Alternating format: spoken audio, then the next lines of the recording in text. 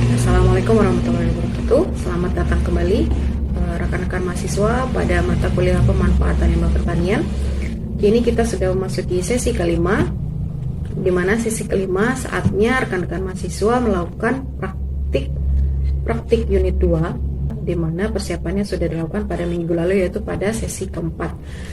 Setelah melakukan persiapan, apa saja langkah atau prosedur yang rekan-rekan harus lakukan untuk pelaksanaan praktik unit 2 ini? Beberapa di antaranya itu, pertama, tentukan produk apa yang akan dibuat dari limbah yang sudah rekan-rekan temukan. Kemudian yang kedua, tentukan alat dan bahan yang diperlukan. Dan berikutnya yang ketiga, tuliskan langkah-langkah pengolahan yang rekan-rekan lakukan secara sistematis. Lakukan setiap langkah pengolahan limbah dan amati dengan baik setiap langkah tersebut. Setiap tahap atau langkah praktik yang rekan-rekan lakukan wajib didokumentasikan atau difoto. Rekan-rekan juga harus ada dalam foto tersebut sebagai bukti bahwa memang rekan-rekan mahasiswa melakukan praktik tersebut. Kemudian yang terakhir, jika ada kendala, tuliskan kendala-kendala yang rekan-rekan temukan atau alami ketika melakukan pengolahan limbah pertanian.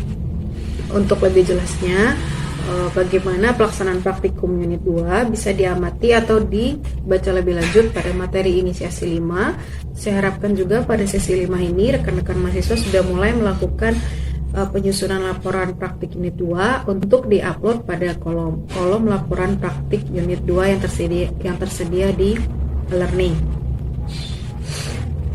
Sekali lagi, sama seperti laporan praktik unit 1, laporan praktik unit 2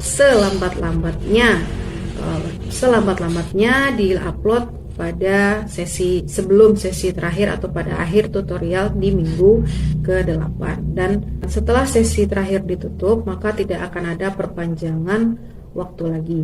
Namun alangkah lebih baiknya jika rekan-rekan mahasiswa melakukan penguploadan laporan praktik di awal. Jadi tidak menunggu hingga kolom atau laman pengumpulan laporan ditutup.